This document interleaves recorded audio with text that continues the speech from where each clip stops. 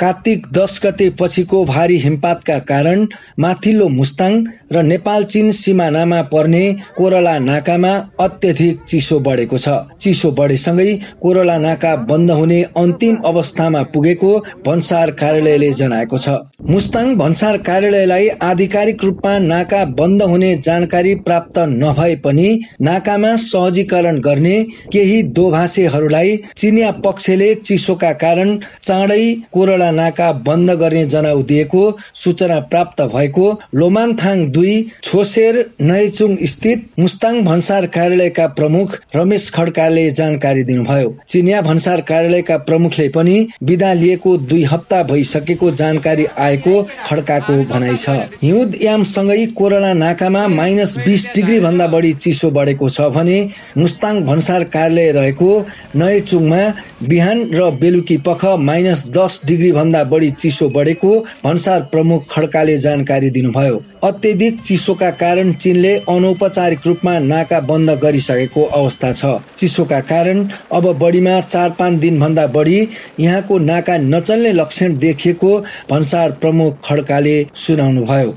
नेपाल चीन सिमानामा रहेको कोरला नाका स्थित चिनिया भन्सारले नेपाली मालवस्तु ढुवानीका लागि भन्सार गर्ने कार्यमा विलम्ब गरिदिने लगायतका कारण कोरला नाका पुगेका मालवाहक कन्टेनर हप्तौंसम्म चिनिया भन्सार भएर कोरलाबाट कहिले बाहिरिएला भनेर पर्खाइमा बस्नुपर्ने अवस्था रहेको स्थानीय व्यापारीहरूको भनाइ छ।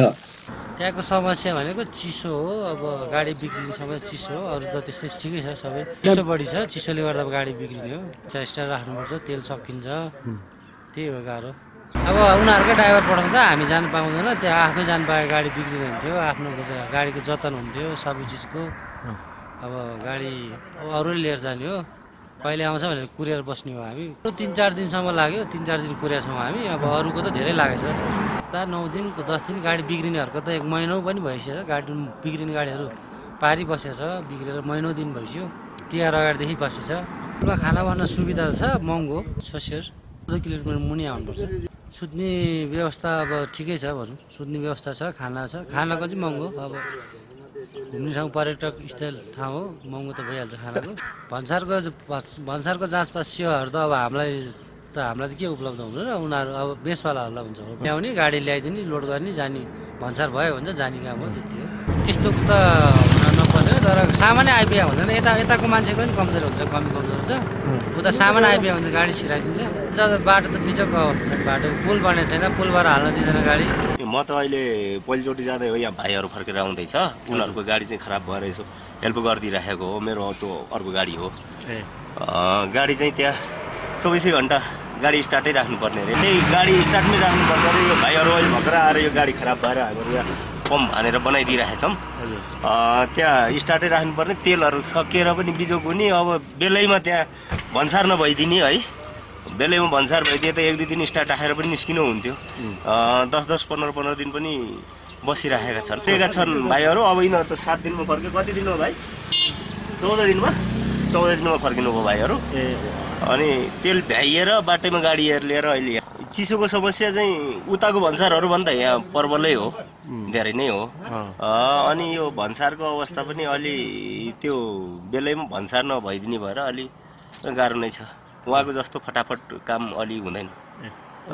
सडकको अवस्था त अब हामी यहाँभन्दा अगाडि देखेरै आयो, एकदम डेन्जरै छ है।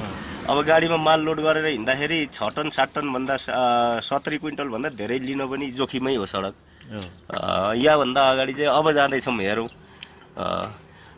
यतातिर खासै बाटो गतिलो चाहिँ होइन।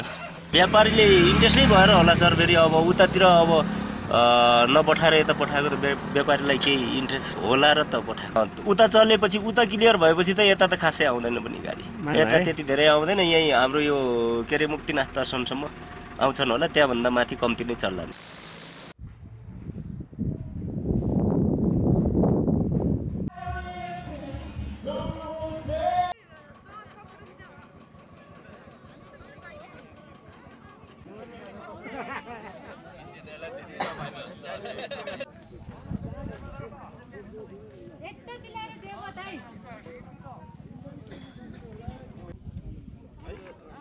ट्यागलाई कति पर्छ? ट्याग